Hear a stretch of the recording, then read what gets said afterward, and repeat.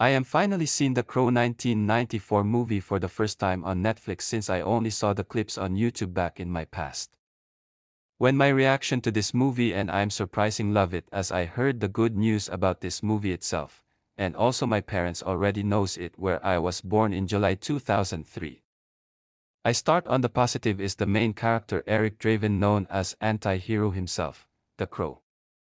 Probably the best protagonist ever developed and written. He had awesome moments with no bad dialogues. It makes me to love him as character for stealing the show and I know this is based on the comics which I haven't read yet.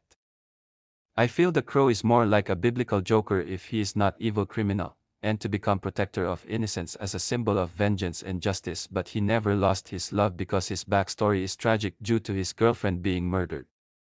Then he went revenge to hunt his worst criminals at the night until he's done. Brandon Lee is such a perfect casting choice for this character and probably best performance he got. It's sad to know he died at age 28 due to gunshot accident for working on this production. But what the sad fact is that Brandon and Heath Ledger were both have same 28 age but both died for their last performances as an iconic actor. I wish if Brandon was still alive along Heath Ledger for the future.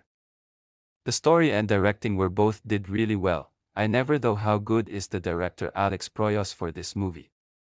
Even I know the movie he made Gods of Egypt was actually worst of 2016, but he's good at directing this movie during 1990s and the cinematography looks intense. Love the fact that cinematographer of this movie did also work with Ridley Scott for movies he made. This movie had well characters development and fantastic cast performances but Top Dollar is easily best villain I watch. It shows how cold-blooded and sadistic he is by involved his own corruption and murder innocent lives. Yet he had amazing written dialogues, no bad moments and best performance of the actor Michael Wincott.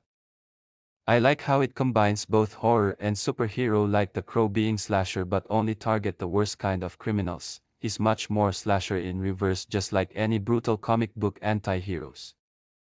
The action pack was much enjoyable. It doesn't rush on the pacing when it tried to feature less drama but focuses on more action sequences.